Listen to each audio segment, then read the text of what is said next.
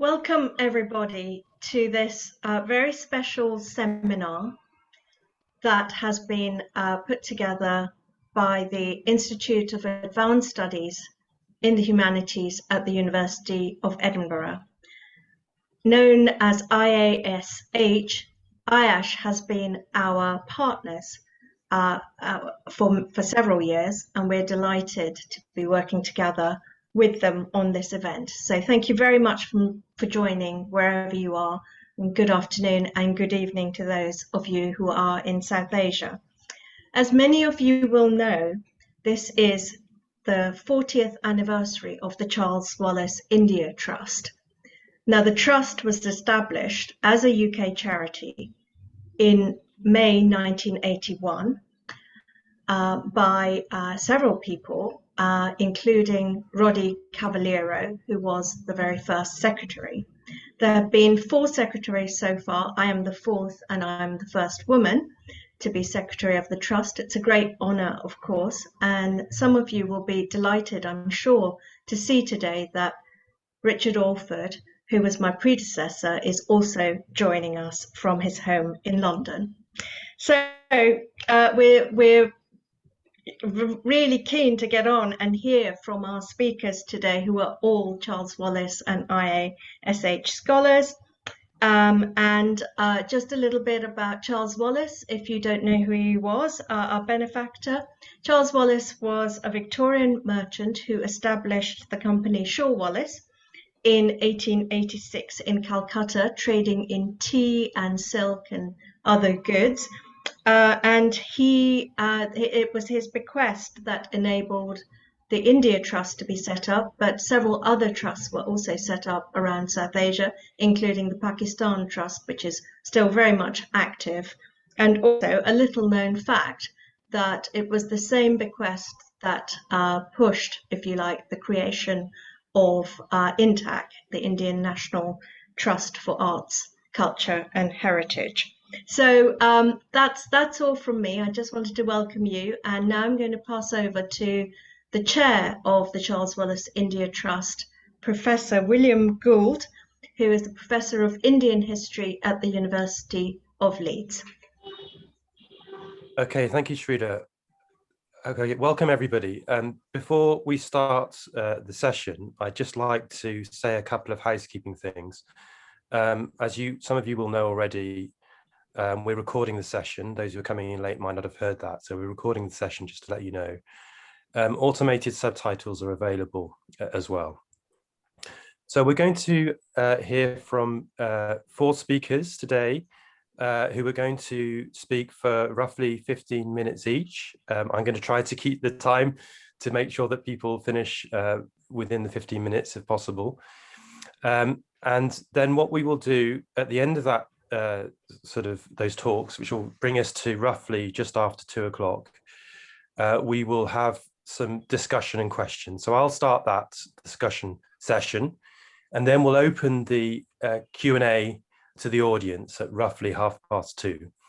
And we hope to finish the entire event around 2:55 to 3. The discussion around 2:55 to 3, and we'll finish the entire event around 3 or just after 3 o'clock. So that's the sort of schedule for today. So I'm going to introduce our first speaker, who is Dr. Sabyasachi Dasgupta, who is Assistant Professor at the Department of History at Visva-Bharati, Santiniketan, and his core area of research is in the Colonial Indian Army, but he's also retained an interest in the post-independence Indian Army, and he explores notions of identity, honor and justice, structures of deference, and the complex dynamics between colonial armies and their parent societies. He's currently working on visual depictions of the Revolt of 1857 and 2 biographies by Bengali medical personnel in World War I. So over to you, Dr. Dasgupta. If you'd like to speak to us for around 15 minutes, that'd be fantastic. Hi, can everybody hear me? Yep. Okay, fine. Well, it's good to be back virtually, but nevertheless, because I spent 3 very pleasant months in Edinburgh and at IASH in 2012, and I remember Susan Manning and a lot of my the people who were the scholars who were fellows with me. I today will speak on what I had worked in Edinburgh, though I have to confess I have not yet published it. I worked on the Bengal sepoy and the Highland. The title of my paper there was the Bengal sepoy and the Highland soldier, comrade in arms. Because I read certain books on the Scottish mutinies, and what I noticed was, since I work on the Bengal army, and I must be specific here, I work on the Bengal army pre-1857 mainly. And though I'm assuming that everybody here is conversant with the particulars of Indian history, the basic features of Indian history, the basic, you could say, basic facts. But let me tell you that the British before 1895 had 3 colonial Indian armies. The Bengal army, which was basically the army of the Bengal presidency, which covered today's Bengal, Bihar, Orissa, and parts of UP. The Bombay army, which corresponded to the Bombay presidency, and the Madras army, which corresponded to what is roughly today South India. And I have taken mostly the infantry regiments here because, as you will know, that by the time the British came to India, there was mostly an infantry heavy army because of various military developments, revolution, evolution, whatever Michael Roberts and Geoffrey Parker would call it a military revolution. Jeremy Block would call it a military evolution. But because of various developments since the 14th and the 15th, since the 14th, 15th centuries, the Western armies were infantry heavy, though cavalry still played a decisive role. Just to give you an idea, the Bengal army till 1857 had 74 infantry regiments and about 25 regular and irregular cavalry regiments. So this is the Bengal army I'm talking about. So this Bengal army, the Bengal army I'm talking about, was composed mostly till at least till the 1830s and 40s of high caste men hailing from today's Eastern UP and Bihar. These were called the Purbayas, and they were mostly of a middle farmer, high caste, but a middle farmer stock. And so my paper basically is trying to argue, or what I try to argue is that the Bengal army and the Scottish Highlander soldier had certain similar notions of being high-born men. Being high-born men, they expected that they would not be treated like the average Indian soldier, colonial Indian soldier, or the average English soldier. They believed that they had certain leeway as far as posting, terms of service, and general conditions of service were concerned. And in both the pre-1857 Bengal army and in the Scottish regiments, there were a certain culture of conditional deference. Now, a culture of conditional deference was firstly, in no army can a culture of conditional deference exist legally on paper, but such a culture did emerge in the Scottish regiments and in the Bengal army pre-1857 Bengal regiments. They believed that they are entitled to certain privileges, that certain notions of honor and justice, a kind of moral economy, and if their sense of honor or justice was violated or hurt, they believed that they were not entitled to serve loyally the king or the queen or the regiment anymore. Now, I must confess here that there is a certain spatial gap between the two armies, between the two cases I have taken. While the Bengal army, the mutinies which occurred mostly in the 19th century and ending with the Great Mutiny, Revolt, War of Independence of 1857. Though I must say one thing, that I am not suggesting in any way that the local mutinies which happened in the Bengal army before 1857, that is Barakpur, Malacca, Sindh, were necessarily a prelude to the Great Revolt of 1857 or necessarily led to 1857. Whereas the mutinies which I have taken, as far as the Scottish regiments are concerned, are between 1743 and 1804, when a spate of mutinies occurred. So there is a bit of a spatial, you could say, a chronological gap but there are certain similarities. As I said, in both cases, they believe that since they were highborn, they were entitled to certain privileges, and they believe that they have the notions of honor and justice. Now, just to give you an example, as to what their notions of honor and justice, the Bengal army in 1824, whereas they were being basically taken to the British were at war with the Burmese. So 3 regiments had been brought from, you might have heard of Mathur. It's a Hindu holy place, from Mathur to Barakpur, very near to Calcutta from where I'm speaking. And Barakpur, as you know, is one of the early sites of the first site of the War of Independence or Great Mutiny of 1857. So Barakpur to be taken to Chittagong, then to Rangoon. Now these regiments, when they came to Barakpur, they realized that from Barakpur to Chittagong, to take their belongings, they have to hire their own bullocks and carts. Like usually the company paid for their bullocks and carts or provided the bullocks or carts, but at that moment there was some crisis as far as bullocks and carts were concerned. Now the company, the soldiers found this very unjust, because in their notion of honor and justice, or in their moral economy, they believed that it was their right to be supplied carriages and bullocks for transportation of their belongings when they're on march. So they started protesting, and the protest was chaotic, noisy, but mostly non-violent, in the sense that they sort of protested loudly, saying that on the parade and towed the regimental colors, but there was no actual violence committed against British officers and men. But then they started saying that then notions of honor came in, that if we go to Rangoon, Chittagong, then to Rangoon, we have to go overseas by sea.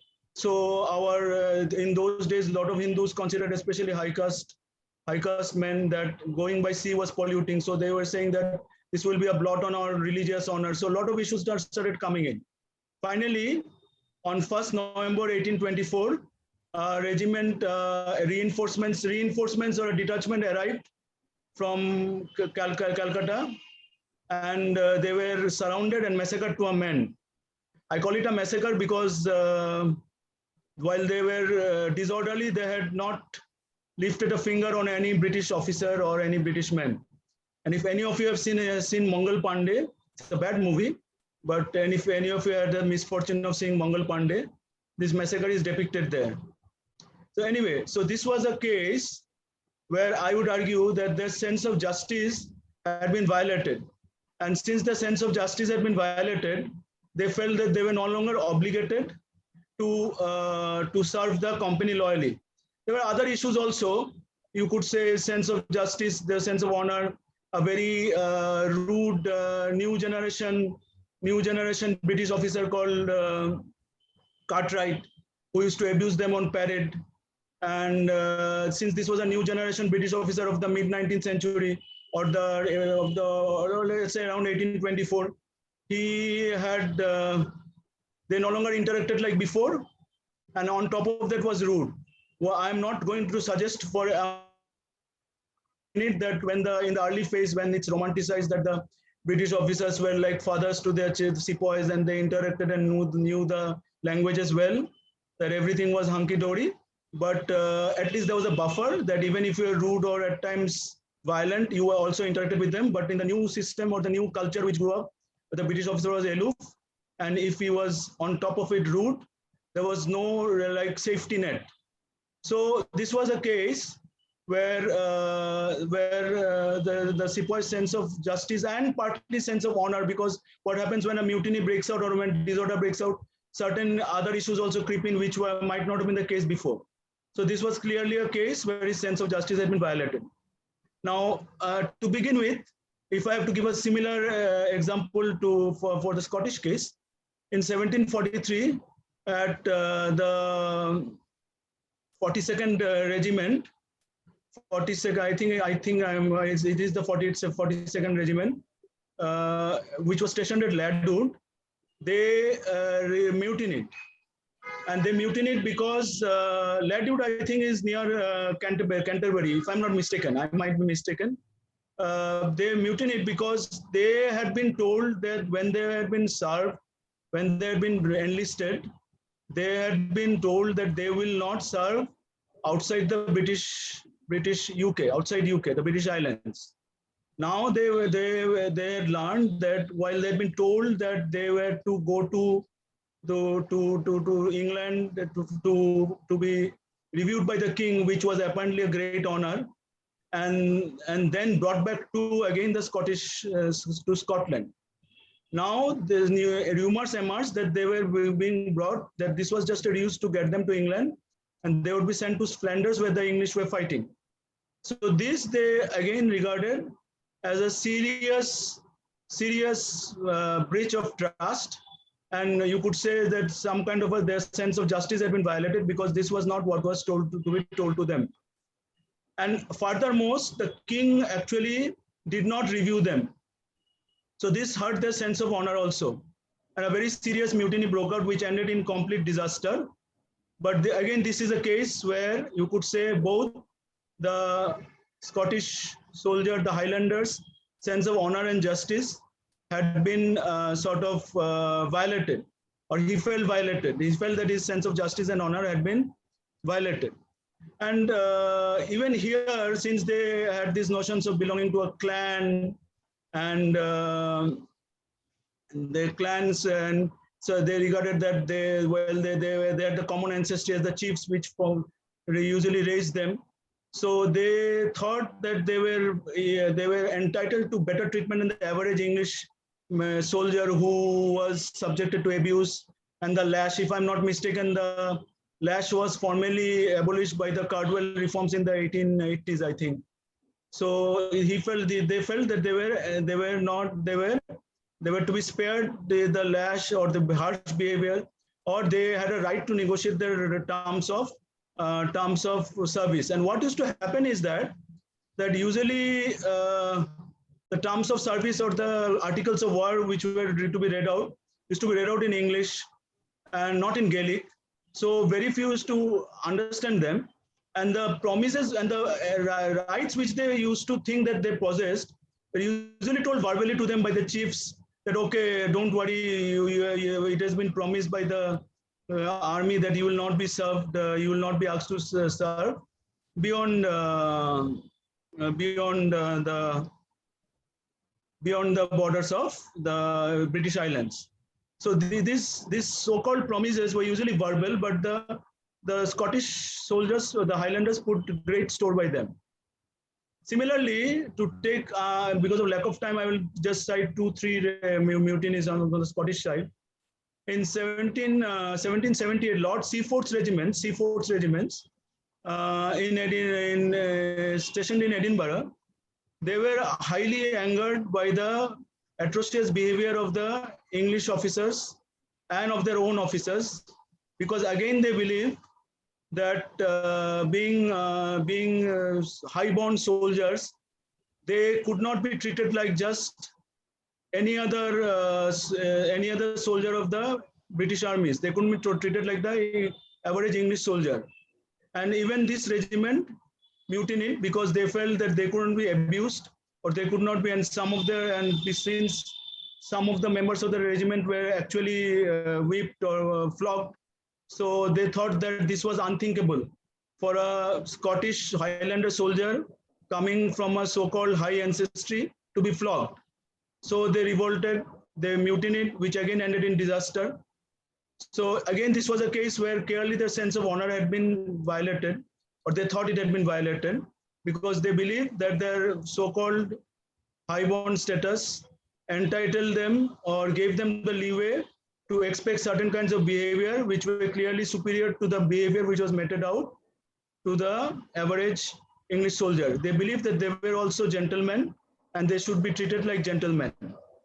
The third mutiny which I'm taking up, which happened when certain regiment 1779, was the most interesting one.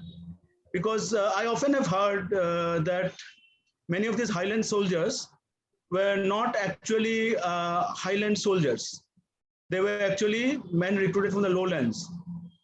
But in this case, the 42nd and the 71st Regiment, who had been brought from Stirling Castle, which I have the luck to see, because I luck to see for 3 hours, because I constantly harass the timber brush bus operator there because he refused to go to the absolute highlands because it snowed the day before. And I said, so he said that if we go there, we'll sleep and we'll die. And I said, so what?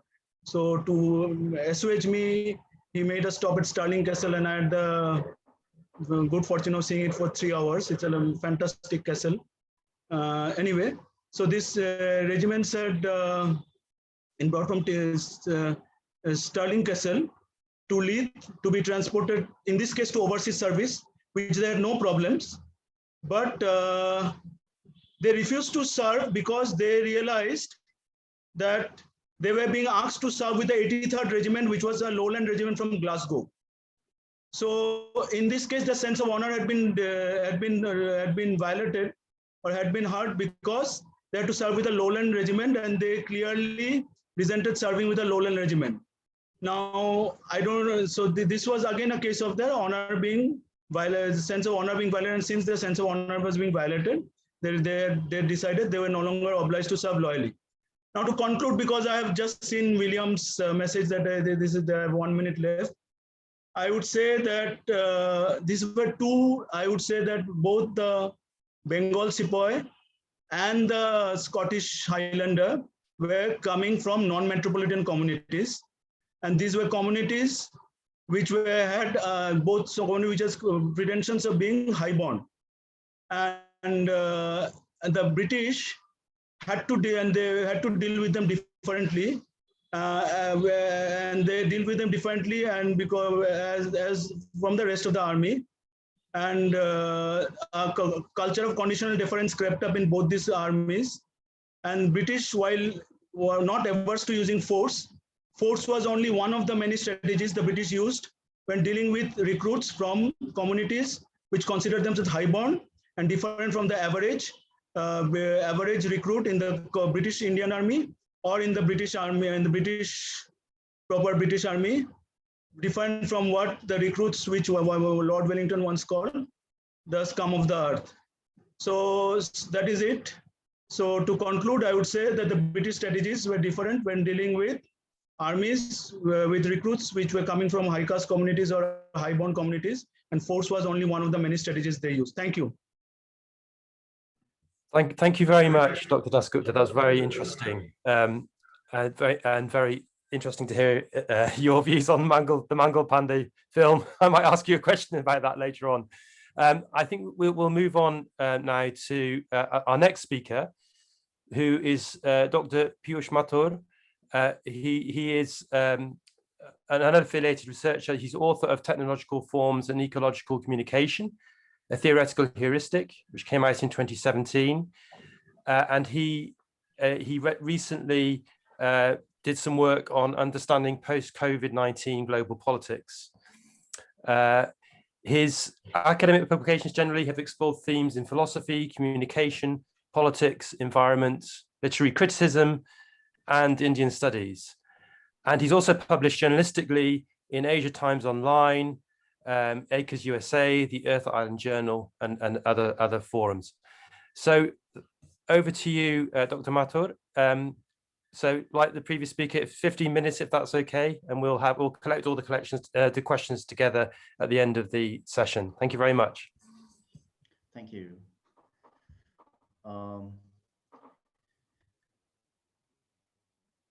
So what I published in 2017, could you hear me? Yes, yep, fine.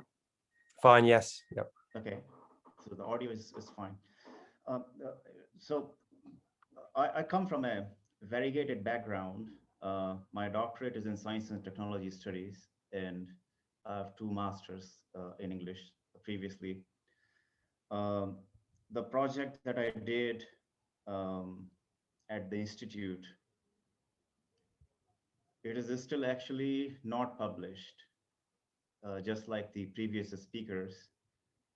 But in fact, what I researched during that project, a particular component of it, it allowed me to uh, explore and engage with a much larger component in the book that I published eventually in 2017. That might sound a bit odd because what I did at the institute had to do with the fabrication of tribal identity in India, and uh, how that was done, and how fraught with complete inconsistencies and nonsense it remains to date. And I was trying to understand it within the context of environmental citizenship. Well, that was then, and in point of fact, uh, for all sorts of reasons pertaining to domestic politics inside India, the you don't hear that much news about those who are supposed to have tribal identities.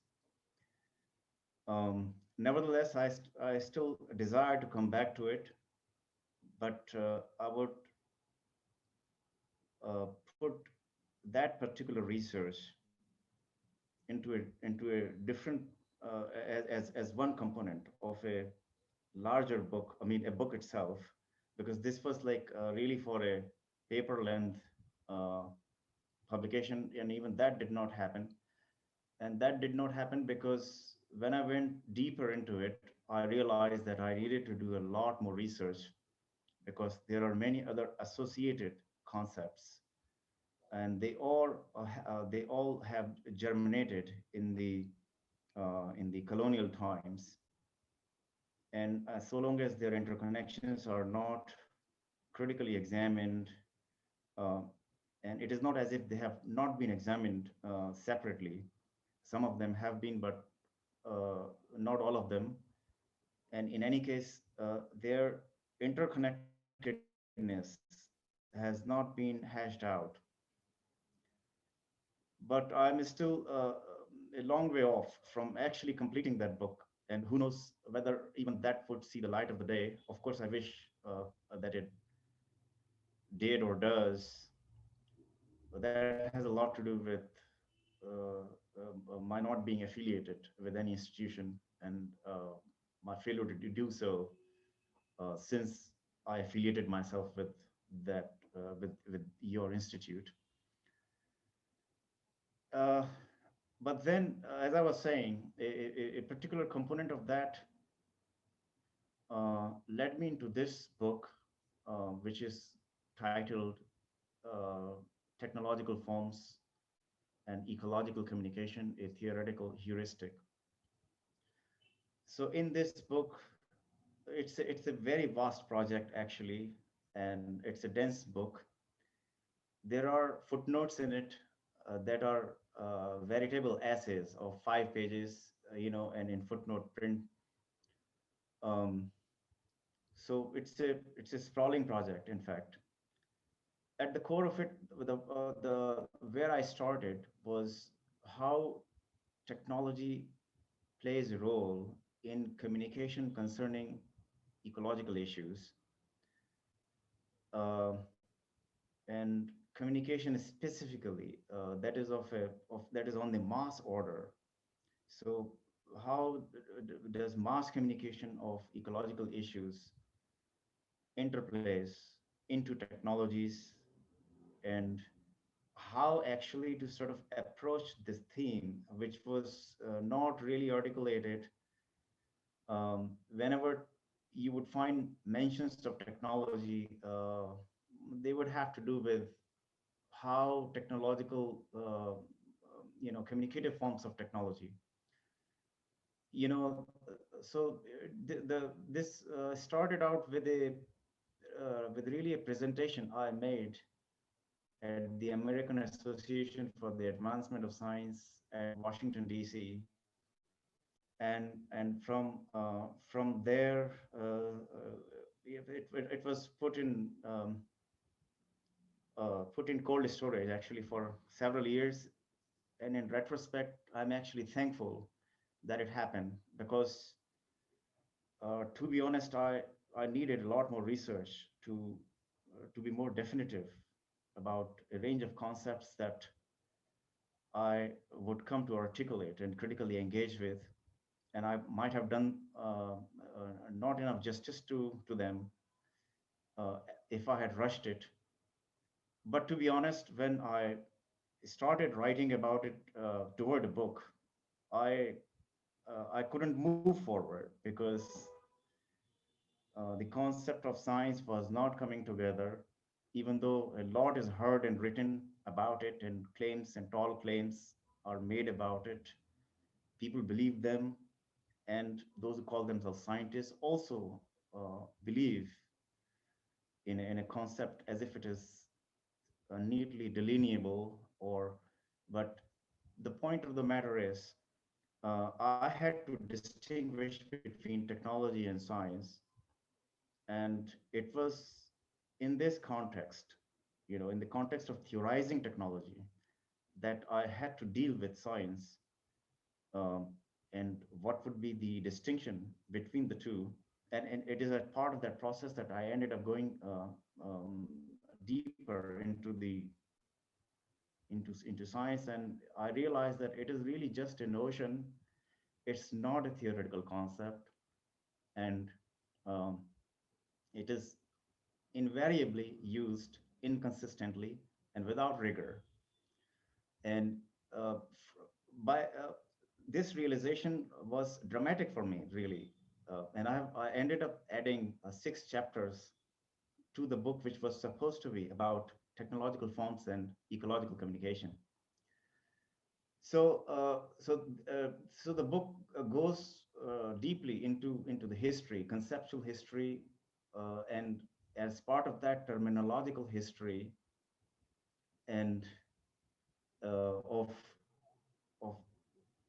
you could say that word, but really notion and allegations, or I mean assumptions regarding its being a theoretical concept. All this. Um, this is one component of it, and then I come to technology. I define it and theorize it, and I also introduce concepts such as the order of the tangible and the order of the intangible, and I firmly put technology within the order of the tangible, leaving the rest to to science or whatever else, knowledge, ideas you could call. But as far as this is concerned, um, it was clear to me, even though it is true that it is also used quite loosely, but the implications of using science as if it were something definitive, something neatly delineable, and you could make authoritative claims based upon a recourse to that. I bring it to a sharp questioning, and as part of that process, I also bitterly criticize the discipline of philosophy of science, because uh, I've been a student of it, and it was, although you learn a lot, but the overall sort of architectonics and parameters of it, they are very shaky, in fact, and they have repercussions that go far beyond academic interest, but it is not realized. Well, I also classify technology into various forms, and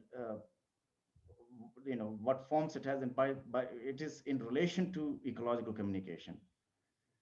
So as part of that, I talk about um, 3 particular relationships that a technology might have, and one is immunity, you know, and these are all relative terms. A technology may be more or less immune from ecological communication, especially of the critical variety. And the other is,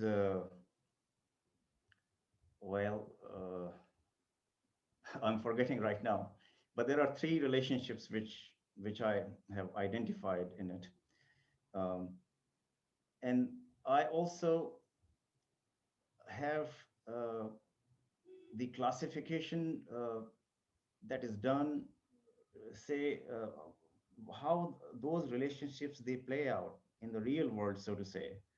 In that context, I talk about proximate technologies, concentrative technologies, and other technologies. And I have a chapter also on technologies of development.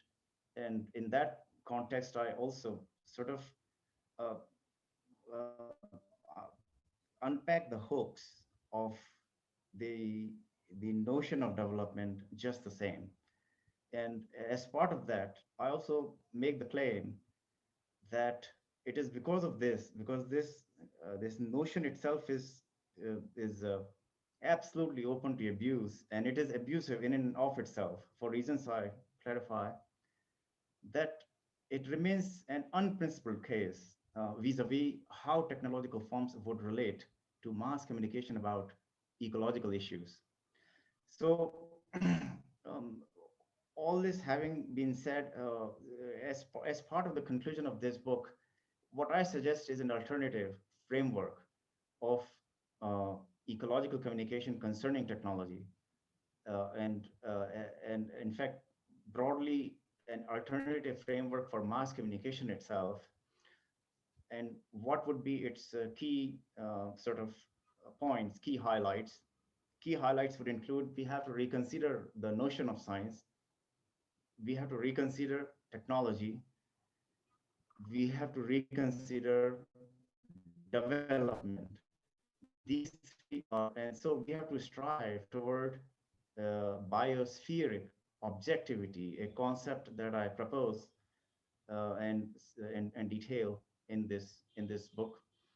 There are other things also which I'm struggling to sort of remember, because I got infected with COVID, and those effects are still there. So after this project was done, I did sort of smaller writings, for journalistic outlets and so forth. And I also wrote a full proposal, but I couldn't get the funding for it. And that proposal is a bit odd, I would say. It deals with how, like, you might sort of laugh at it when I so much as mention it. But as far as I was concerned, it is still in my mind. I have the whole full proposal ready, and I even have it accepted at the proposal level by a press in Australia. It has to do with the fact that the planet has a vast population of unclaimed dogs, and we need to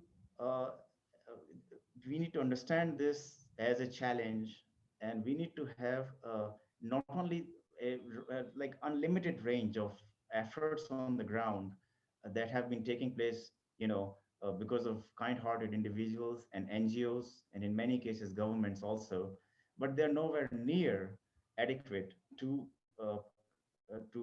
sort of articulate a real solution.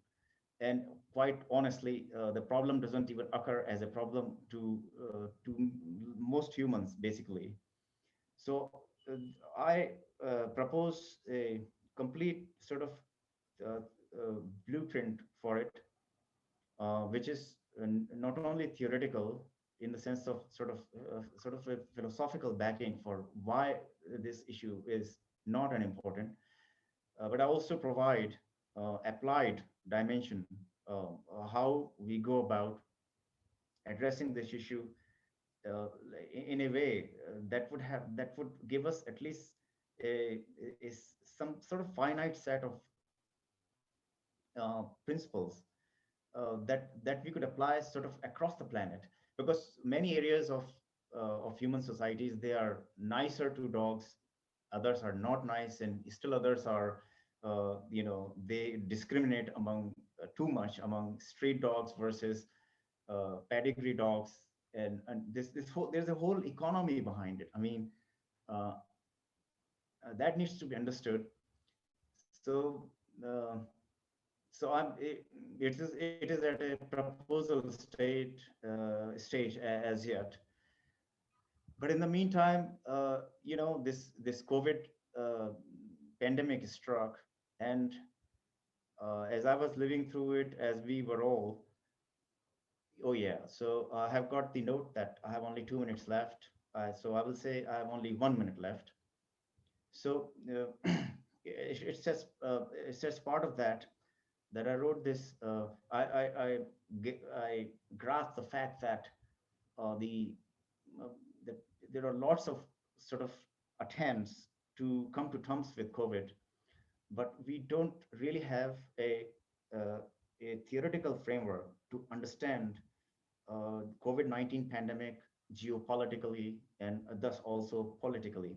So I provide that framework in this. It's a 50-page document, by the way. It's kind of like a small book, and I published it through a Turkish think tank. So you could check that. I will, if I could take 30 more seconds, I could also, because there's this thing, I have a book that I'm starting to work, and this has to do with, I have apprehended the situation where fake news, misinformation, propaganda, and the most pernicious kinds of conspiracy theories, they have been floating around, and the problem became very clear through the Trump administration, and then only exacerbated through this pandemic. So there are many efforts and proposals floating around in that regard, including from the corporate sector, but none of them is actually going to help. We need efforts at a far deeper and vast organized level,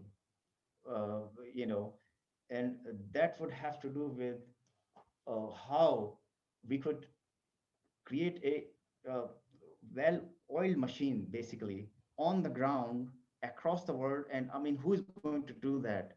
But we can. It's a goal that needs to be articulated, so that people begin to gravitate more toward fact and reason and rationality, rather than remaining vulnerable to all sorts of misinformation and propaganda and this. So I have that framework ready, and I'm going to put that book on a high priority, and I'm probably going to work on it alongside the book on dogs. But I need funding for that. That's for sure. Thank you.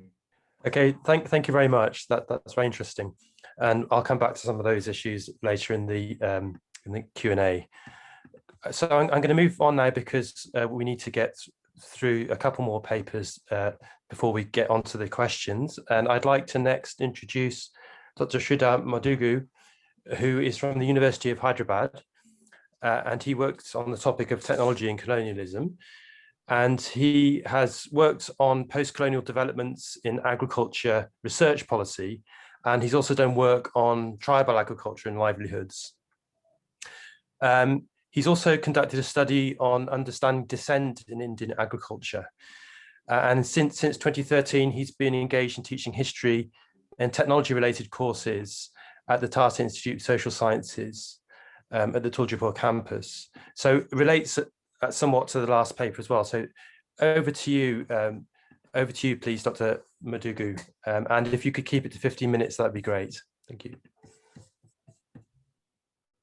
Thank you, Fletcher. I was fellow at IASH during 2010, So like my predecessors, I also did not complete publishing my work. I haven't even tried. That's the irony. Okay, keep it aside. But for the current, after the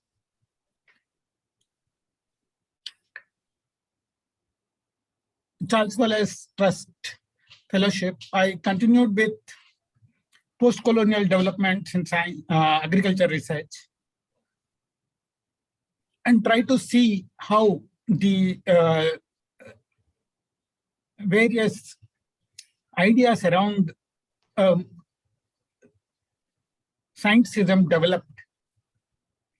So from a transition from the British colonial period to the foundational movements of Indian independence, then there were serious debates and discussions, and very many models were circulated, like Joseph Cornelius Kumarappa, balanced cultivation, which and the precepts of Gandhi's notion of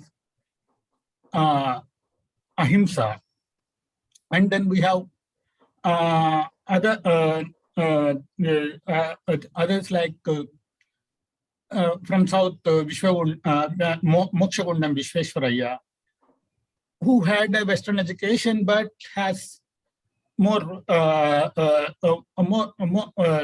towards they believed in such a truism that technology inherently progressive. Technology means new. Even the Nehru-Mahalanobis model, which actually is because of the power came into picture, that has molded major policy of face of science in India, of technology in India. So how this process of institutionalization of science and its the mediating perceptions presented in the historical works, and I generally treat history as a communication. So most of the historical works also, though whether they are referring to prehistoric or pre-modern, so they take a view called contemporary. So in such a way, when we see the works, see there are multi-layered work within the science studies. There were debates around what is science and what is technology, what constitutes it. Edgar Town is an instructive one who suggests that the moment technology is uttered, or brought into discussion, people are take an obvious turn saying that technology is new is in progress, already in practice. But whereas new technology permeates into society, it takes time larger than what the historians perceive immediately. One is that technology means progress. That pervades throughout, whether it is a indigenous technology or the Western technology, quote and unquote. So, and there are other sociological theories saying that social constructivists are technocracy, STS and the social construction of science, and they dominate the picture mainly. So they try to impinge societal values and technological things. In this context, see, the most of my learning in the especially about the literature or the studies over it, I come across after my research only. So while I'm teaching my students, while I'm engaged in teaching, I come across, I got to know many realizations. So that that made also me to think further through it instead of just essentializing dissent or the progressivism, so-called progressivism within the scholarship, all that. So when it comes to Indian studies of science, I call it SITS, so technology and science, they are more or less either explorative or they treat science inherently as violent.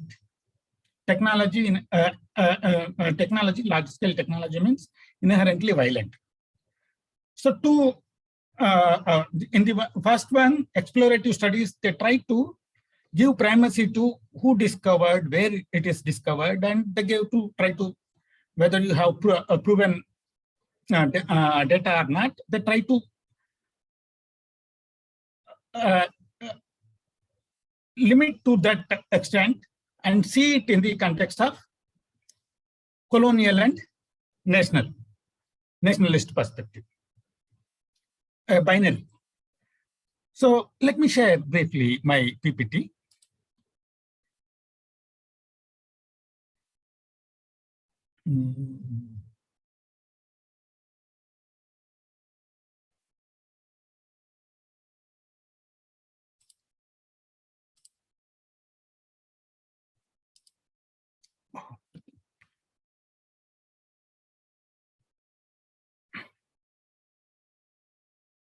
I hope I can do it.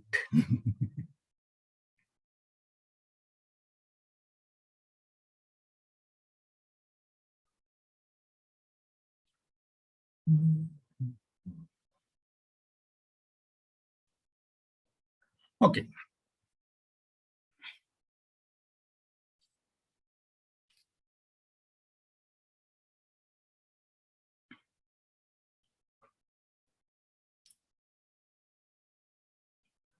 So colonialism, nationalism, one binary.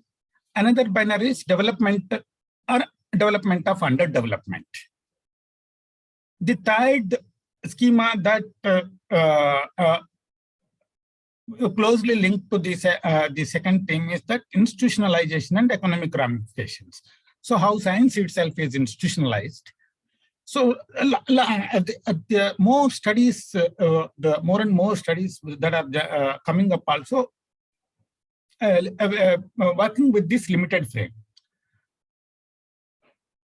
And the other that I was trying to implicate, the violence studies, they try to deploy Edward Said and other post-colonial thinkers and try to recuperate resistance.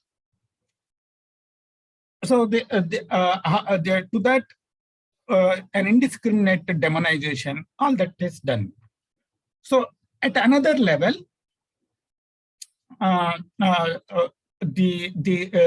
taking technology transfer, following the technology transfer to the from institutionalization to transfer, they try to see the why the technology spread in India or institutionalization is slow or negative. They attribute it to epistemic base or useful knowledge.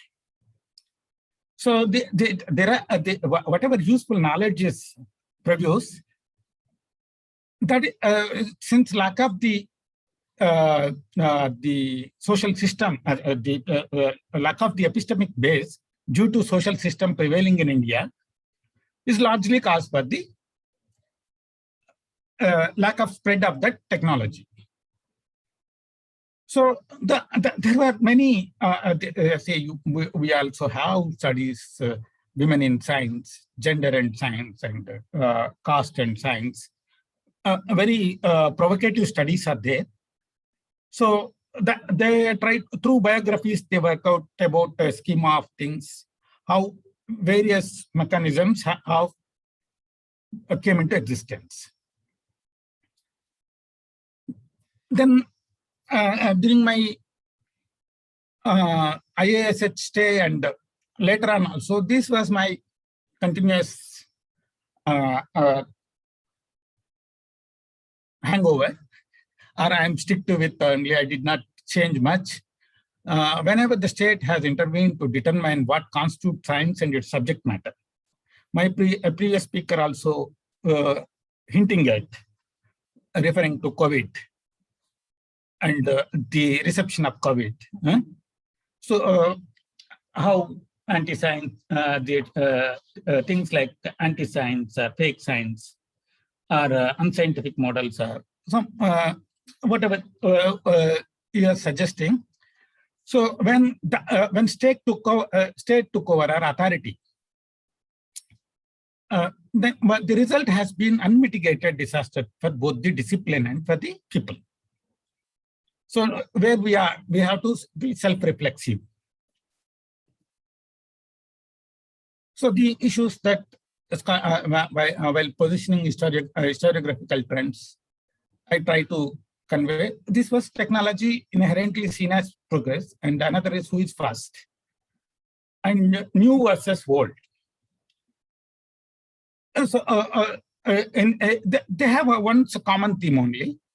So new does not mean, whenever see locomotives came, it does not mean that they spread width and breadth of Indian subcontinent. And when they started in 1850s, it was only for a limited track. It did not, but when historians approach the subject, they take it as it has come in and led to deindustrialization and all ransom, whatever ramifications, economic ramifications they attribute. But one has to be careful in analyzing it, that though they are these are morally politically influenced, are some truism is there. Like all economic history studies or the political history studies are also fraught with. So then what next?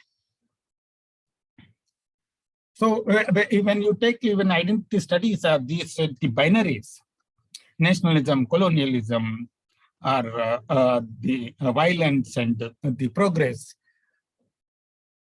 or cultural heteroglossia. What is happening is we are lost in as Albert Camus suggests somewhere, saying that there are two ways to lose oneself. By a walled segregation in the particular, or by a dilution in the universal. So there was a situation created to that. When we pose the scholarship, they essentialize things, exaggerate things, but the when you took back them to this question, then the limited frame that we are working with will be really big. So I stop here. Thank you. Okay, thank you very much indeed. That was very interesting. I think we can now move on to our final speaker, Dr. Nilanjana Mukherjee, who teaches English literature at Shahid Bhagat Singh College, University of Delhi. Shahid Bhagat Singh College, sorry, University of Delhi. She's the author of Spatial Imaginings in the Age of Colonial Cartographic Reason, Maps, Landscapes, Travelogues in Britain and India, which came out last year. And she also co-edited the volume Mapping India, Transitions and Transformations in the 18th and 19th centuries, which came out in 2019. And she's been awarded a number of prizes for her work and for her teaching as well. And at present, she's working on two projects. First, a creative biography of her grandfather, a Bengal school artist at the time of the nationalist movement in Bengal. And secondly, a study of the Indian desert as a spatial imaginary in its evolution as a frontier zone in northwest India. So again, we're continuing a little bit with the theme of ecology and environment. So over to you, Dr. Mukherjee. If you could keep it to 15 minutes, that would be fantastic, but I'll give you a 3-minute warning and then a 1-minute warning as well, and then we'll go into the questions. Thank you very much.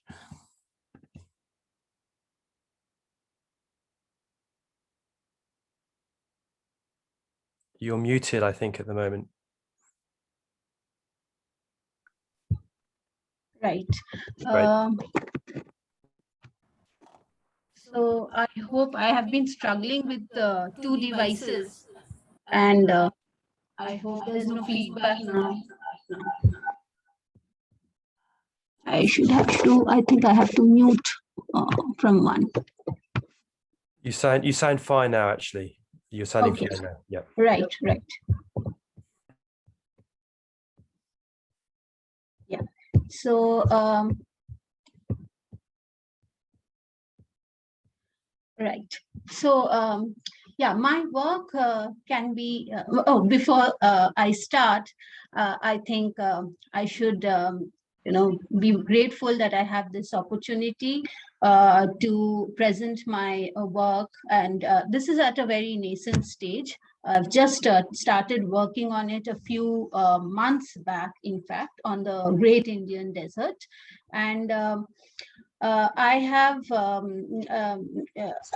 I'm very happy to be presenting, this conceptual kind of issue before this August audience right at the start. And the feedback from this will certainly help me progress with this project in the coming few months. I'm happy to be here amidst you all, and it reminds me of around 4 years back, when around the same time I was in IASH celebrating Durga Puja there with my family, who were also there to stay with, had come to stay with me at that time there. And this is again, today is Ashtami, so Durga Puja greetings. It's a big festival for the eastern part of India, and very happy Durga Puja for all of you. I know at least 3 of us in this gathering among the participants are Bengalis. So having said that, I know my video has again stopped working, but I hope I am audible. Yes, you are. Yeah. Yes. Okay. Thank you. So my work can be seen as being located at the cusp of geohumanities and critical cartography, which sees the practice of mapping as ridden with power and its textuality a product of the capitalist logic. In the past, I have looked at the simultaneity of maps, landscapes, and travel narratives aiding the evolution of both the nation homeland metropolis in the British Isles, as well as the making of its overseas empire.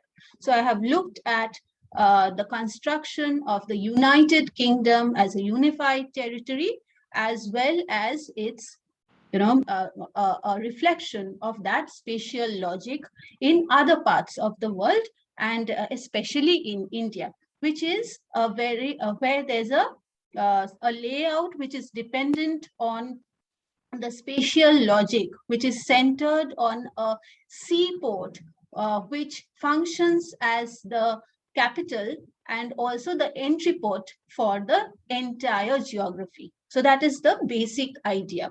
And I also see how mapping together with travel narratives, as well as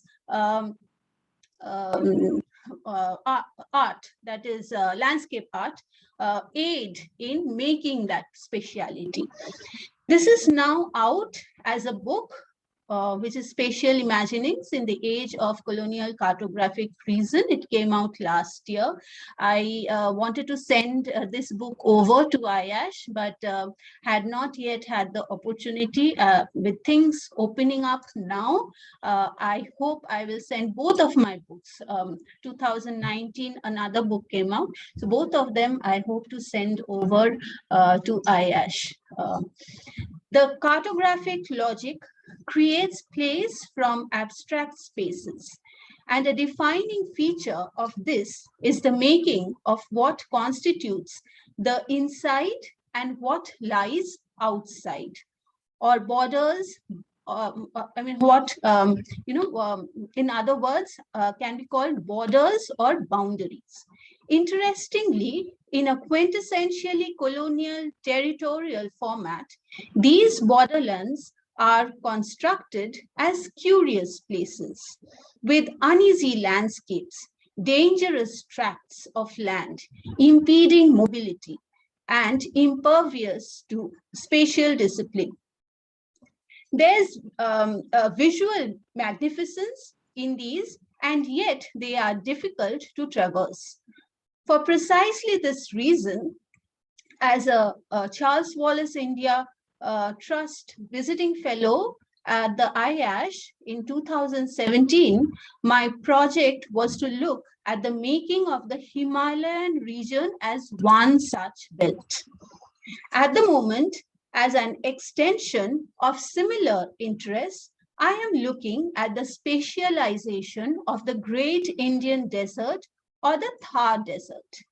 The Thar Desert in northwestern part of India is one such geographical entity which has evolved as a frontier zone due to British imperial transactions and stakes in the region, and due to the politico-economic exigencies of a specific logic of the colonial state and its revenue regime.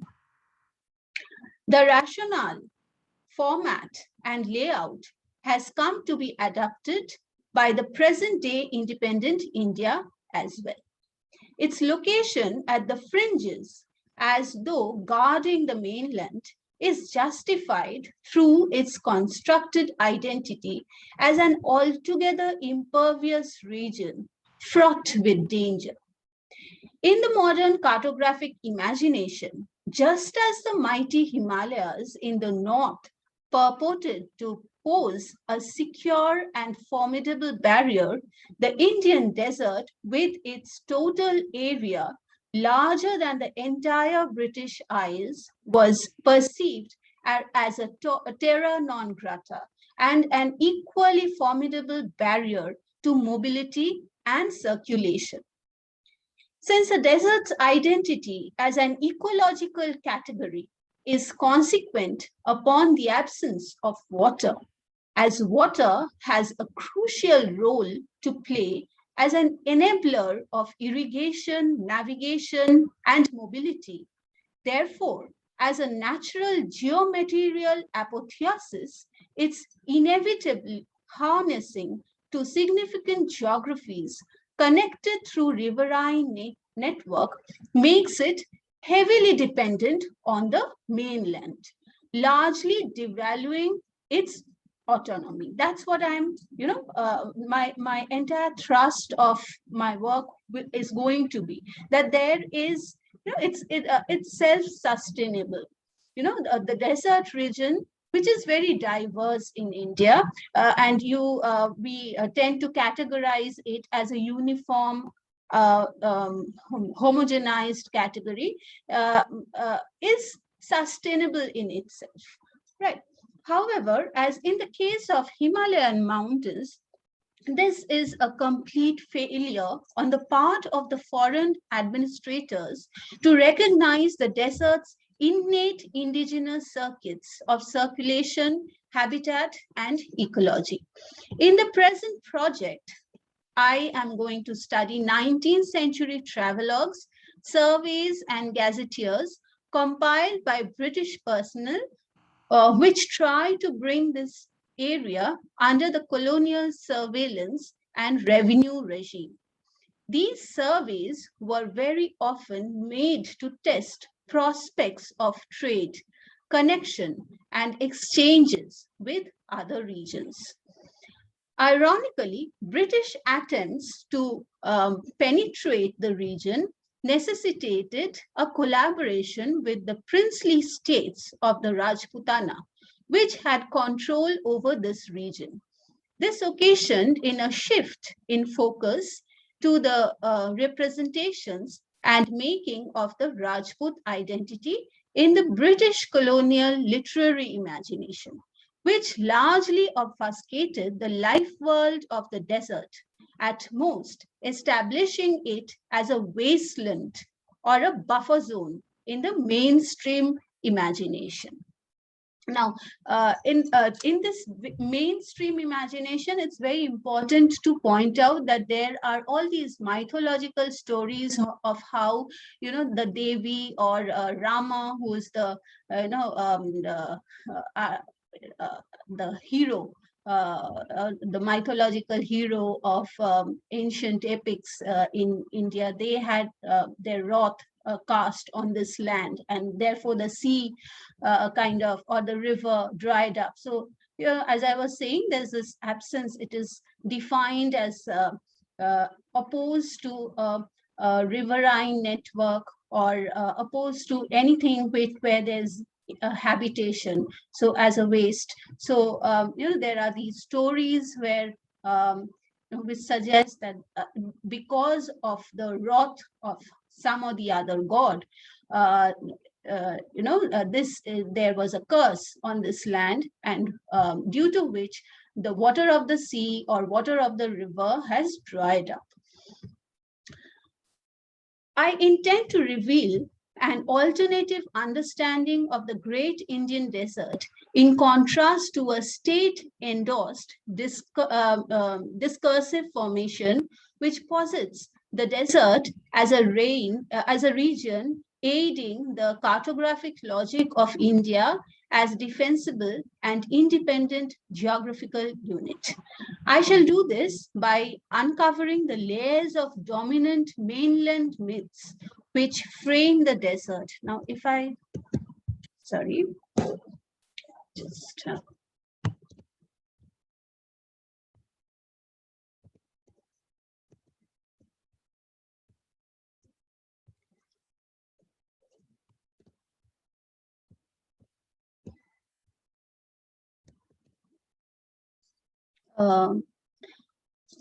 so I intend to reveal an alternative understanding of the Great Indian Desert in contrast to a state-endorsed discursive formation which posits the desert as a region aiding the cartographic logic of India as defensible and independent geographical unit. I shall do this by uncovering the layers of dominant mainland myths which frame the desert in a certain way, while comparing them with the region's own autochthonous oral narratives, such as ballads and romances, which locate this space within an interconnected geography of medieval trade and pilgrimage routes. In principle, this project shall aim to visibilize the peripheries by tracing methods of geomaterializing and processes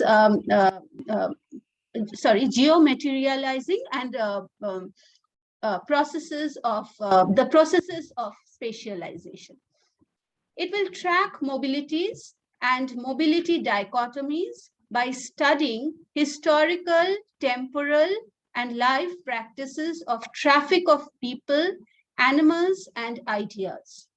On a larger scale, this would entail bigger intercontinental mobilities involving mapping, building of roads and canals in order to bring the region within an imperial circulatory network, contrasted with minor and marginal mobilities, which involve human community efforts to ritually negotiate with the environment at a smaller level.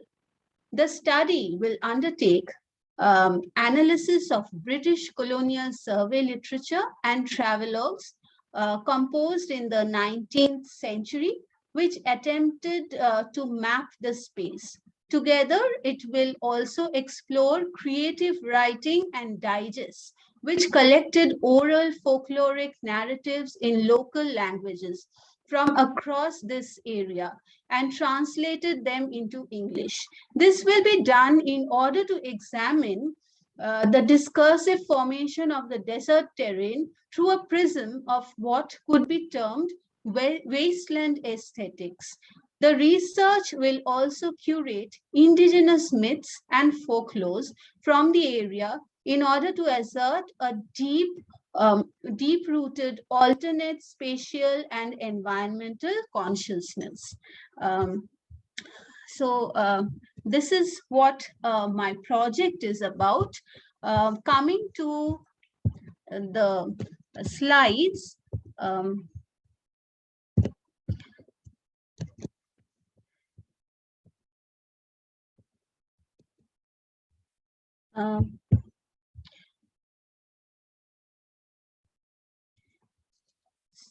This is the Thar desert. Are you able to see? Yes, yes. Yeah.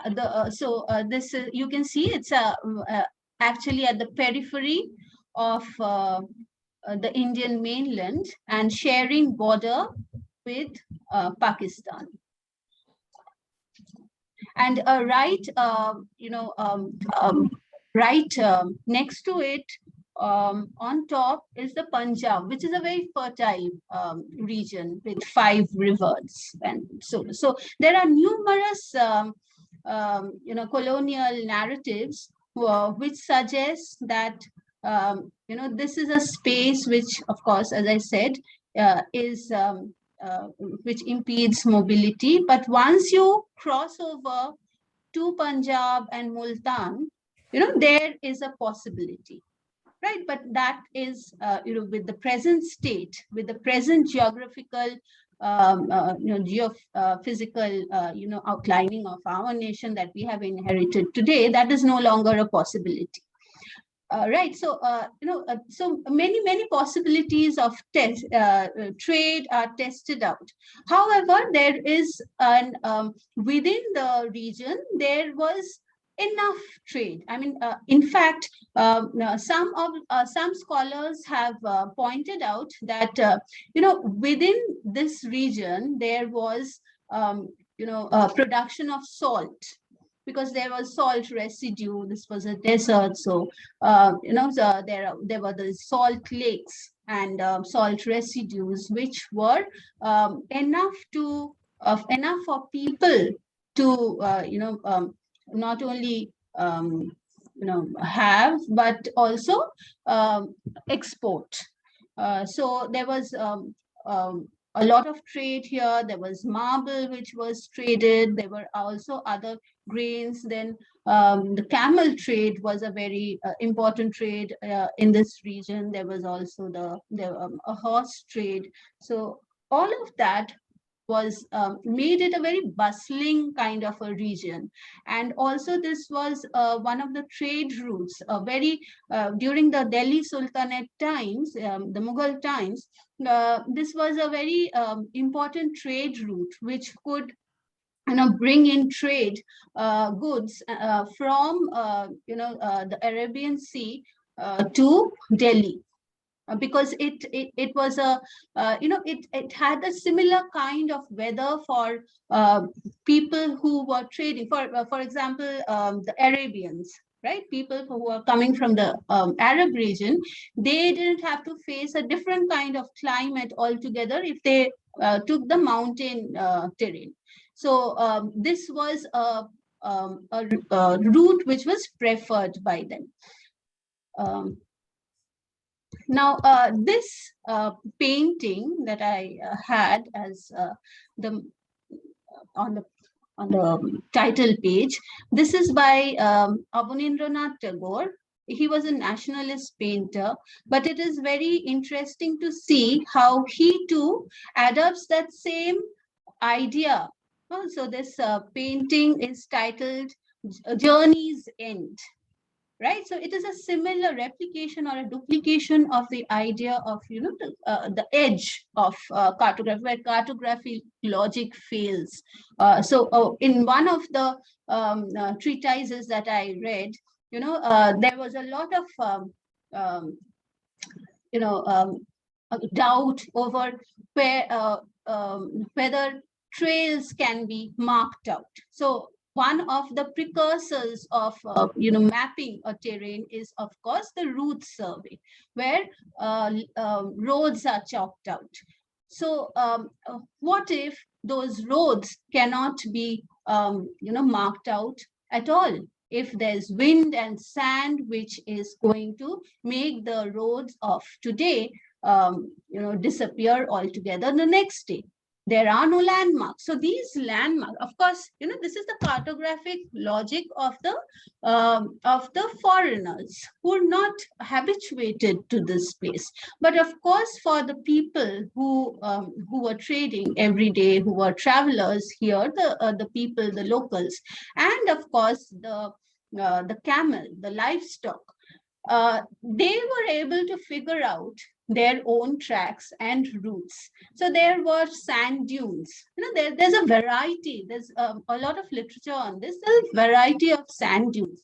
So there are permanent sand dunes as well as there are temporary sand dunes which shift spaces, right? But there are also permanent sand dunes, which used to be used as markers, as landmarks, right?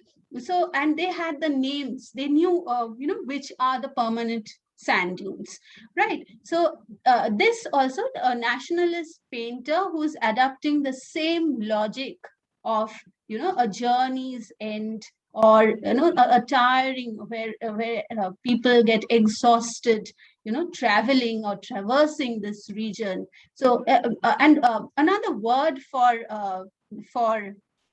the desert is, which is used in Hindi and even locally, is Marubhumi or Marusthali, right? Which makes it akin to the idea of death. Now, this comes up in a way in the 18th and 19th century. Could you wrap up? That'd be great if you don't mind. Yeah. Sure. So 18th and 19th century. So how much time do I have? I just have these slides to talk about. Yeah. If you could just wrap up as soon as possible, that'd be great. Okay. Thank you. So this is 18th and 19th century. So this is seen as akin to death, right? A space which. So here it is in connection. This geography is linked up with other Arabian deserts in this painting, which was from the Patna school. And this is, of course, from an excerpt from the personal narrative of a tour through western states of Rajwara. This I have just mentioned, of his expression about the place where it's full of sand and dust and where roots disappear. So there's no way to figure out. So thank you. I'll wrap up my presentation here. Thank you very much. That was very interesting. I'm sorry I had to cut you short, but I'm just conscious. I'm just conscious of the time, and people might want to get some questions in, and it'd be good to get a bit of discussion. So thank you very much to everybody. I don't suppose Dr. Mukherjee could stop your screen share. I'm trying. That'd be fantastic. Thank you. Okay, that's great. So we're running slightly behind schedule, but not too much. So I'm thinking we do want to finish, I think, by 2 to 3, at least the question and answer session. So I will keep my questions and comments quite brief, and maybe if each speaker could just briefly answer, I'll propose a few questions to each speaker. And if you could just briefly answer, that would be fantastic. And then we can open it up to the general Q&A.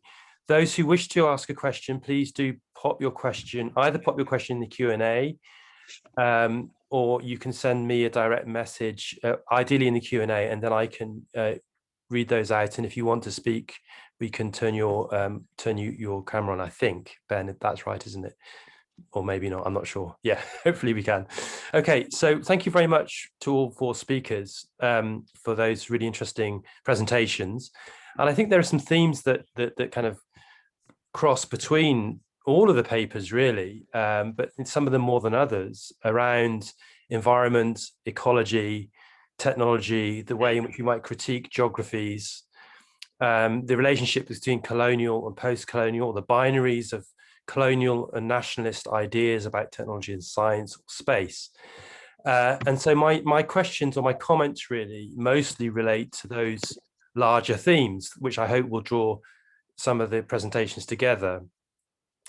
So I'm going to take them in turn. So some of the questions I've sort of made joint questions to two speakers, but the first question I have is to Sabyasachi Dasgupta about your paper on the Bengali army. And you talk about the ideas of honor and justice in both the Bengali context, but also in the Scottish case. And I'm just wondering if you could tell us a little bit more about the difference between honor and justice, first of all, but also the extent to which one could see these notions of justice as being colonial or quasi-colonial in both cases, in the sense that what seems to be a common theme in both contexts is this idea of social status, but also the idea of home and the idea of soldiers being expected to serve outside their home regions or home areas. So a kind of spatial logic to the idea of justice and honor. So I wondered if you could talk a little bit more about where those notions of justice and honor come from, and what the commonalities are between the Scottish and the Indian ones as perhaps being both specifically colonial. So that's the first question.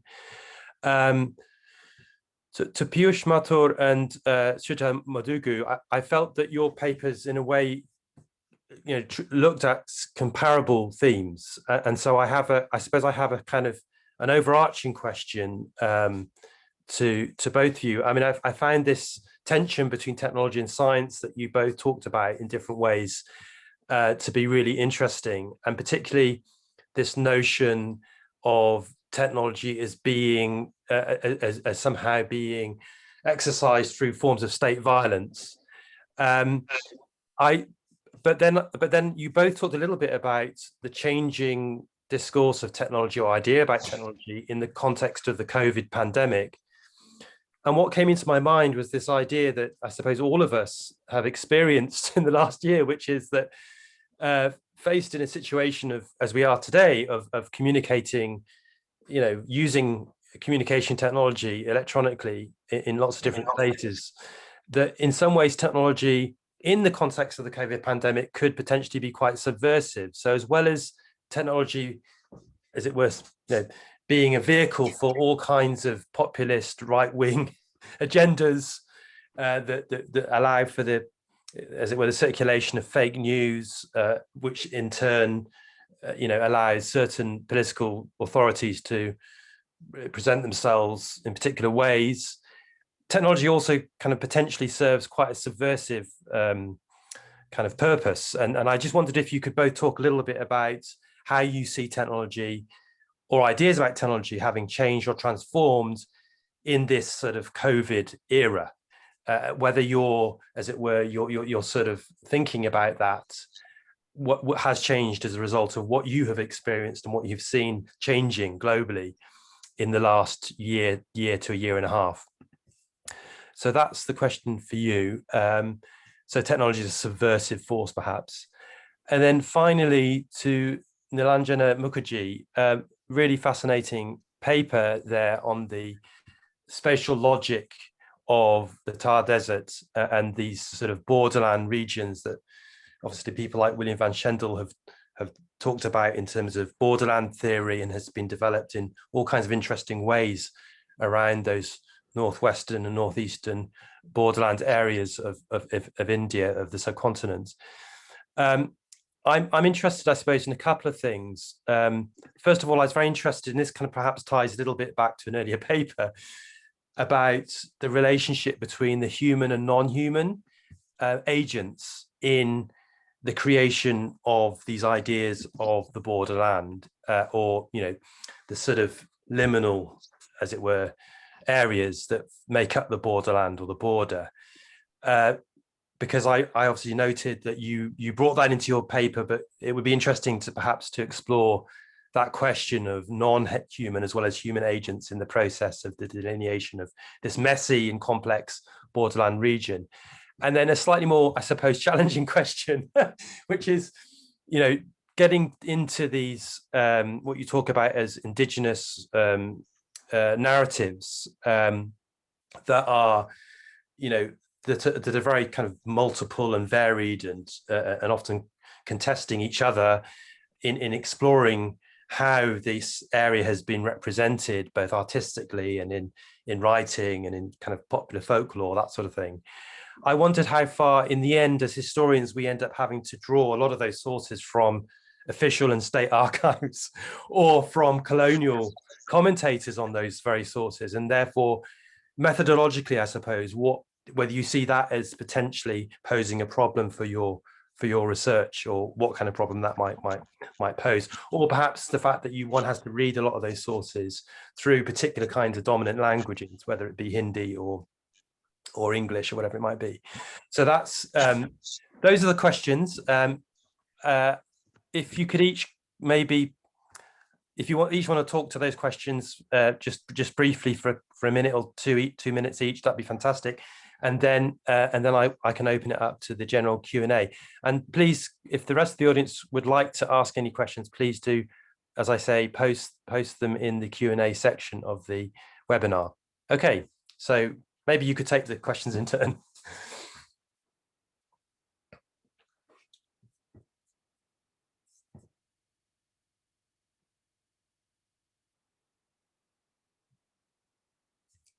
Hi, Dr. Dasgupta, I think you're muted. I think you need to unmute yourself. Yeah, okay. Now. Yeah. Okay, can hear you. Yeah. Okay. First of all, can I be heard? Yeah. Okay. First of all, there are no Bengalis in the Bengal army. Because Bengalis were considered unmartial, not fit to fight, cowardly people. These were mostly people from modern day Bihar and Eastern UP. And these were called Purbayas because they were from the east, but there were no Bengalis. So this was actually an early forerunner of the martial race theory, without it being called a martial race theory at that point of time. And as far as the questions of honor and justice is concerned, you see, in the case of the Bengal soldier, the colonial authorities, both military and civil, had these stereotypes that Indians or Asiatics, especially if they're high castes, are very, very sensitive with regard to religion. So, and with religion and religious and social matters. So a lot of deference was paid to their religious and social customs.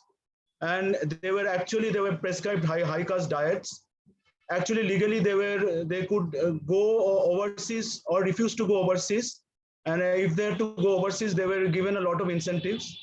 So I have a sense that this notion of honor and justice and this question of conditional deference, which arose in at least the Bengal army, was partly a result of the Orientalist stereotypes which the colonial government had as far as Bengal was concerned. However, one should not homogenize it, because the same Purbaya soldier, when he is enlisting in the Bombay army, he is being told categorically that look, we respect your religious beliefs, but there shall be no leeway if religious duties, religious beliefs and military duties come into conflict. You have to serve unconditionally, and you have to do whatever you want to, whatever you are ordered to. So this sense of, and as to your question of sense of honor and justice are not unrelated. You have a sense of honor, the Bengal sepoy had a sense of honor relating to both his position in society and to his religious beliefs. If these were violated, he felt that this was unjust. So these are of course related. As far as I'm trying to be very brief. As far as the Scottish case is concerned, I'm not very sure whether the English looked upon them as highborn and to be treated differently. I'm not very sure. I'm very doubtful about it. But I think the Scottish levies, apart from a belief they might have that since they have this clan system and they belong to a clan, they are highborn and better off than the average English soldier. All these notions of conditional deference and conditional service and that they had a leeway to negotiate, I think were basically a machination by their chiefs, who used to promise them verbally that, look, you don't have to go here, you don't have to go here, you have to stay within, you can stay within the Isles, you can decide where to go, what not to go, you will get better treatment. This was more of a propaganda by the chiefs, which was verbal propaganda as far as the Scottish case is concerned. So this is what I would like to say as far as the Scottish, the Highlanders' sense of honor and justice is concerned. So that is it. You told me to be brief, so I have been as brief as possible. I could go on, but I will be brief. Yeah. And as far as the Highlanders, what I found interesting is the Highlanders rebelling because they were serving with the Lowlanders. So you know, because often it is said that the Highlanders levies were not actually Highlander levies. So I jokingly once told somebody that maybe seeing actual Lowlanders, they were reminded that they were also Lowlanders, and that is why they rebel. But jokes apart, that is one very interesting situation where they rebel because they were asked to serve with Lowlanders, and they thought that this was beneath their dignity. So that is it. I don't want to hog that time just because I'm speaking first. Let the others reply. Okay. So, Thank you very much. Thank you very much. Yeah. Great. That's very interesting. I mean, there's loads of follow-up things about what one can learn about the Indian Army in relation to what one finds out about Highland regiments in a similar period. And I suppose I had another question about the nature of protests and rebellion, which I think would be very interesting to explore as well. But we'll move on to the other speakers. Thank you very much, Dr. Dasgupta. That's very interesting. So Piyush is muted himself. Let me take it. All right. So Piyush, do you want to? Okay. Whoever wants to go first, I don't really mind. Yeah. Whoever wants to go first. Professor Gould, see, your questions are wide-ranging. It requires the book length answer. So what I would like to say that, like I have titled myself as Science Conspired Against the Humanity. It's a parody. In a paradoxical sense, I have placed it. There is, we are attributing science and technology an agency. But who are the people involved in that business of science or technology? It is humans. So they cannot do harm for themselves. That is one of the traits. So it's to project a paradoxical thing into it, I have titled. So the way I concluded it also, so are we going to lock ourselves saying that defining it and putting closures over closures? See, what happens when historians drawing theory, what is happening is here, lots of evasions are taking place. We are thinking that we are in our safe holes, but even if you see the cultural critics or the heteroglossia, whatever I refer to. So whatever is happening is a kind of a evasion is taking place. So if I put your question in different terms, so how is that the historian can tell their stories about the past that survives in the present and informs the future? So if I can translate your question into this, so then one should, whether it is state violence or increasing uncertainty. See, once COVID passes, what will remain? I think some memories, and I don't think there will be great changes in the relations of societies or humans, but only memories will remain. So I conclude saying that there is a beautiful statement said by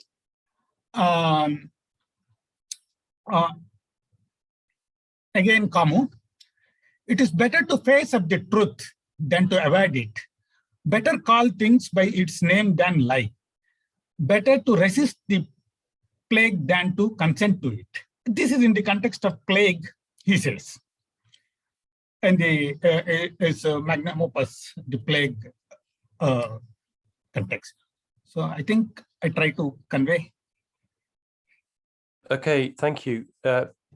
Piyush, would you like to respond a little bit to technology in the COVID age? Sorry, the question was so broad, but you did actually present very broad presentations as well. So yeah. Yeah, could you can you hear me? Yeah, fine. Yeah. Right. So the way I see it is that what the pandemic changed was fundamentally, you know, 3 or 4 sectors within technology. It did not affect all the sectors of technology or all the different forms of technology. The number one sector it affected is, of course, technologies of communication, you know, be they interpersonal or mass communication technologies. Secondly, they, in connection with it, the pandemic has changed not only the presentation of medical research, but also its actual speed and its representation. So this is, there is no question in my mind that something fundamentally has changed.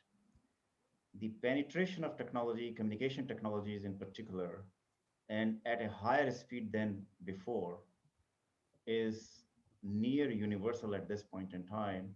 That was not the case even 2 years ago, as a matter of fact. And there's a general sort of trend. It was, I think, correctly noticed, mentioned by Kevin Kelly, that once a human graduates to a more advanced form of technology, and especially human community, it rarely goes back to less advanced forms. It could do so as a matter of choice and taste on particular, like, slim pickings, and as a matter of luxury rather, but it won't go back. And quite likely it won't be able to go back, because we got to understand that the mass communication forms of technology, they are intimately tied to banking, they're intimately tied to insurance, they are tied to the entirety of medical sector and its interface via telemedicine with people. And governments, as is noted by political watchers and theorists, governments have sort of cleverly used the pandemic to make technological penetration into surveillance, and essentially 24/7 surveillance is very much valid, at least on a mass scale, if not on an individual basis. So to sort of assume or imagine or fantasize that once this pandemic is over, and that the older human relationships or humans relationships which are part of it with the state are going to come back, that's not going to happen. This shift is way too radical. Okay. The other thing is that we got to understand the history, which I mentioned in my paper on the pandemic. You can download it. So the factor of history is very important here, and what dimensions of history. Okay. Prior to that, I also talk about information flows, and I mentioned 4 flashpoints. And as a matter of fact, the first flashpoint in the information flows was the whole colonial experience. If you could see it, like you broaden the scope of the history, then the entirety of colonial experience was a flashpoint in the information flows that humanity has encountered, whether willingly or otherwise. The other thing is that this pandemic is so there was, it was, in a way, it was a tipping point. The pandemic simply radicalized a lot of factors that were otherwise kind of meandering or coming together opportunistically, depending on local polities and so forth. But with this pandemic, humanity had to come on the same page, and it had to do it on screen. Okay, that's that's significant. it's a digitalization and digitization that is involved in it. There's almost no going back in this. Now you put it together with machine learning, you put it together with algorithms, you put it together with nanotech, you put it together with artificial intelligence, and you put it together with the what you say, what is it, machine printing.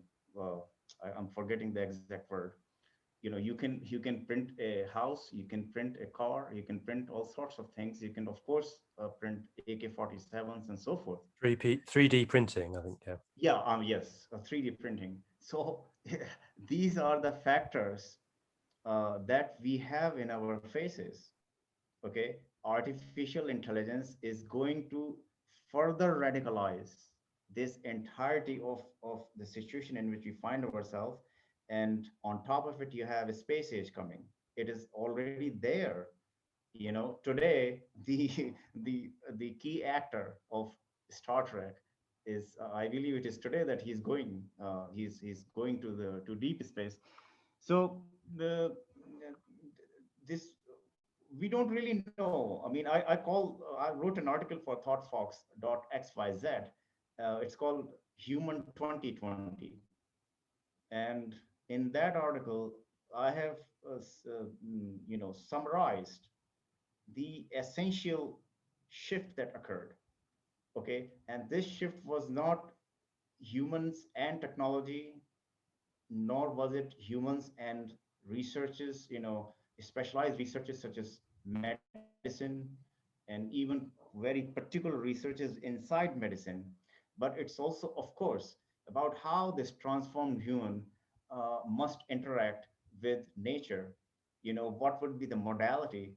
And even if the pandemic were not enough to sort of push us into confronting this situation, you have climate crisis that has been put on the front burner by the Democrats in the United States. That's going to go a long way. You can't underestimate it.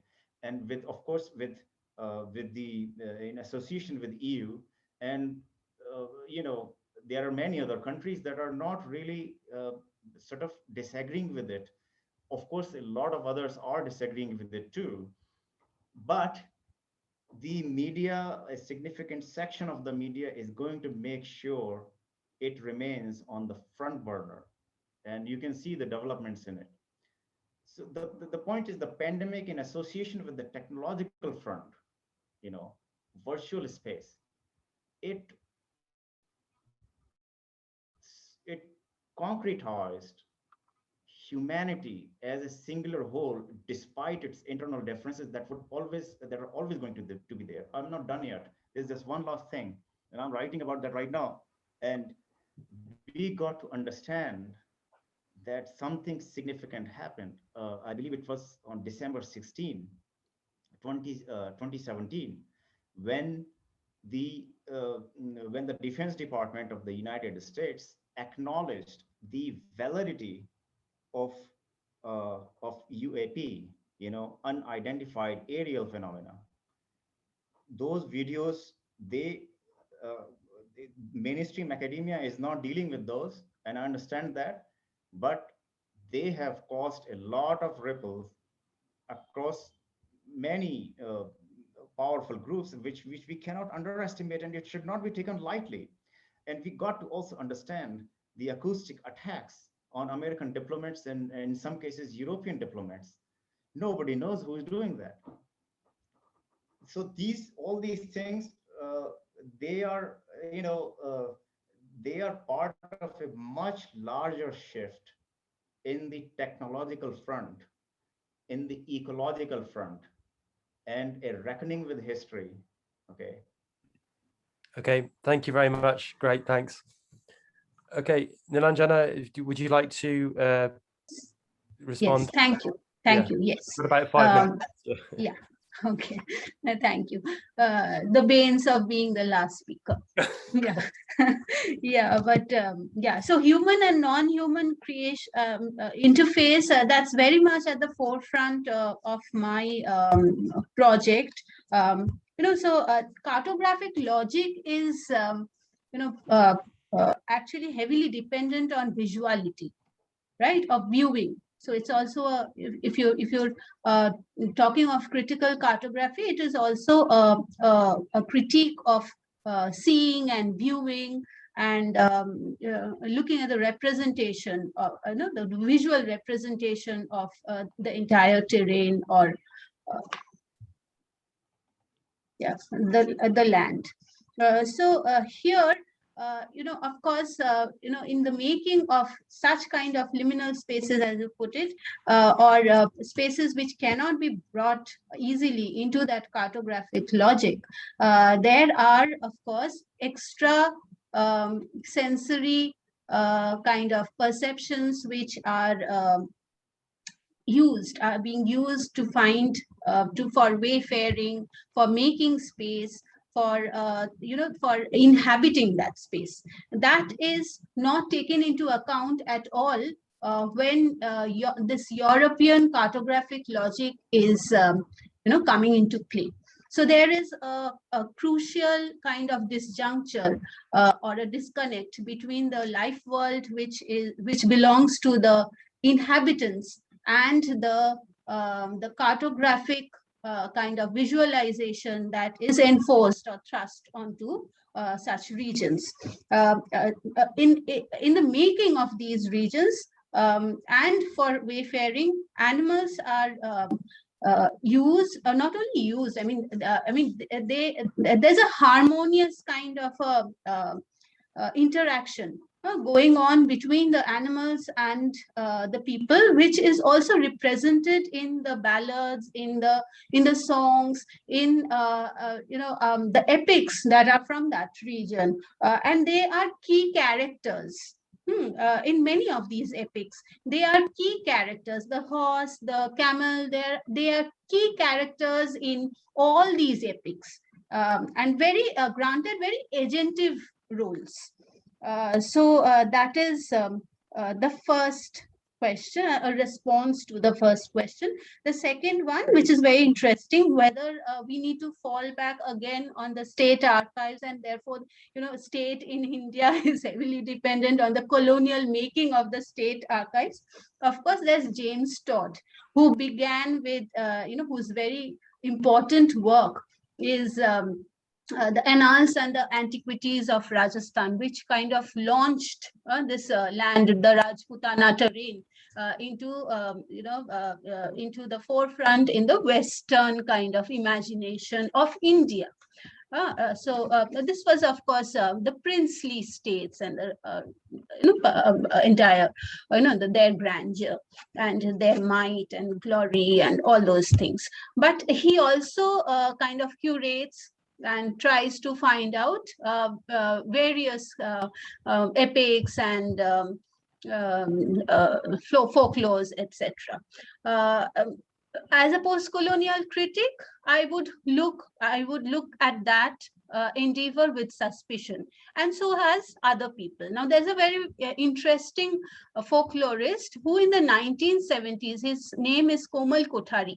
He was a Marxist kind of folklorist who does an alternative cartography, if I may so call it, of the entire region. Now, he picks up various ballads and songs depending and classifies it as in relation to the ecology that exists in this diverse terrain.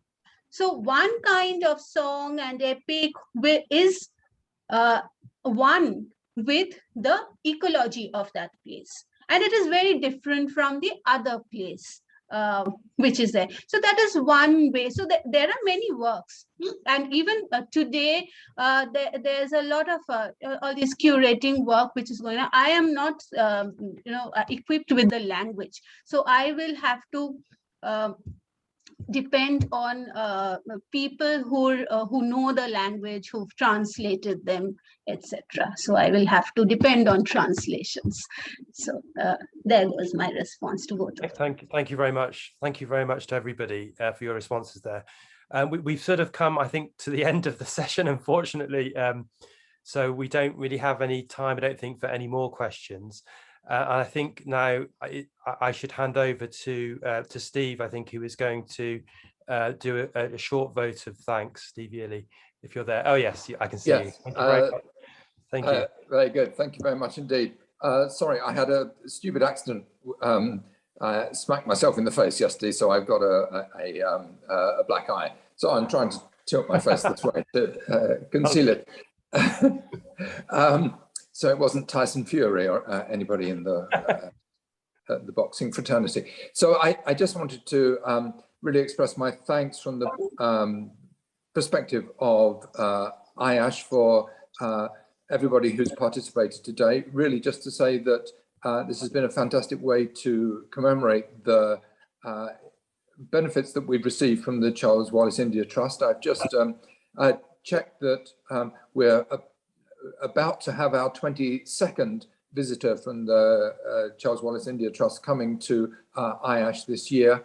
And we clearly have a very rich history of work in, I mean, not only Indian history and literature, but all sorts of things, environmental humanities, technology, technological histories, interactions between humans and other species, art history, and so on. So really, I think it's just been a wonderful way to celebrate the diversity and richness of the work that has been supported at IASH through CWIT.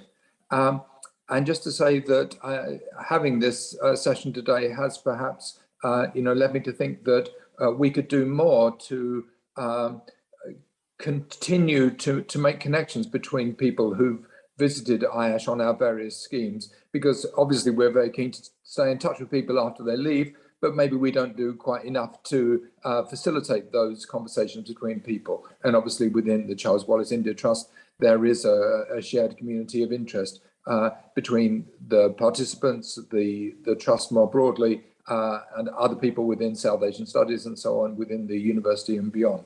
So I think it's also been very useful for getting us to think about other ways in which we could get distribute even more benefits from this work amongst the people who participated. But I don't want to go on too long. So just to say that this has been very beneficial to us in thinking about everything that we owe the Charles Wallace India Trust and what this trust and the income from it has led us to be able to do in terms of supporting scholarship from India. And also just because people apply for this, they also get to hear about IASH. And sometimes we have people who come to IASH not through this scheme, but in some way because of it, because they've been alerted to IASH because of it. So we owe not only the 22 people that have come, but others to this scheme. I want to thank also Drs. Dasgupta, Mathur, Modugu, and Mukherjee for their presentations this afternoon, to William and Sridhar for their participation in this, and also to my colleague Ben, who did so much work behind the scenes to make this happen. So really, thanks very much to everybody who's participated, and thanks overall to the Charles Wallace India Trust for all the support and assistance that it's given to us and to everyone. Thank you very much indeed. Thank you very much. Thank you, Steve. Sridhar, do you want to say anything before we finish, or should we? No. Okay. Well, thank you very much, everybody. We've reached the 3 o'clock point. I think people have other things to go to, but that's been really great. I've really enjoyed listening to the papers, and yeah, I look forward to perhaps hearing a little bit more about all of your work in the years to come. Okay, so goodbyes, everybody. Thank you very much. Good luck.